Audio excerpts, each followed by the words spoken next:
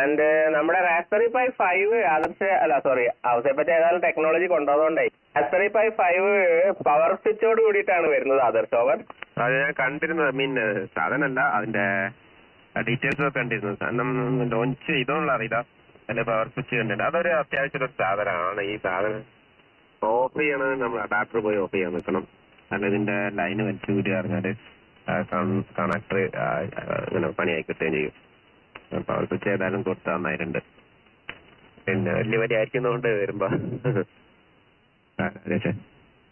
ആ സമയത്ത് തുറന്ന സമയത്ത് എനിക്ക് 20 വരെ കയറിയിട്ടുണ്ടായിരുന്നു. പക്ഷെ പിന്നും താഴോട്ട് വന്ന് തുടങ്ങി. കണ്ടീഷൻ വല്ലാണ്ട് താഴെ പോകണം. എനിക്ക് കറണ്ട് വന്നിട്ടോ അപ്പം പിന്നും തുറന്നുണ്ട്.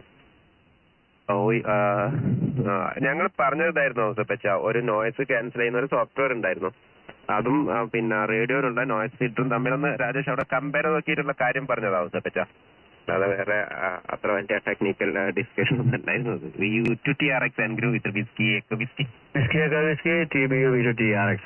രാജേഷ് ചില ഓഡിയോ റെക്കോർഡ് ചെയ്ത് വിടുന്നത് കേട്ടിട്ട് അവിടെ നോയ്സേ ഇല്ല. എന്തൊരു നല്ല രസമായിട്ടാണ് എൻ്റെയൊക്കെ ഓഡിയോ റെക്കോർഡ് ചെയ്ത് വിടുന്നത്. എനിക്ക് അസൂയ തോന്നിയിട്ടുണ്ട്. 700 നോയ്സ് റിഡക്ഷൻ ഒരു ലെവലിൽ കൂടി പോയി കഴിഞ്ഞാൽ നമ്മുടെ ശരിക്കുള്ള ഓഡിയോയിൽ അത് പിടിക്കുന്നുണ്ട്. ഒരു 10 ലെവലുള്ള 3, 4 അപ്പോൾ ഒരു ചെറിയ അരവിലൂടെ വരുന്നുണ്ട്. പിന്നെ ഈ അരവിലില്ലാതിരിക്കുന്ന സമയത്ത് ഓഡിയോയുടെ ഷേപ്പൊക്കെ മാറ്റിയിട്ടാണ് വരുന്നത്. അത് കേൾക്കാൻ രസമില്ല. അതുകൊണ്ട് ഞാനിങ്ങനെ ഒരു പരുവത്തിലാണ്.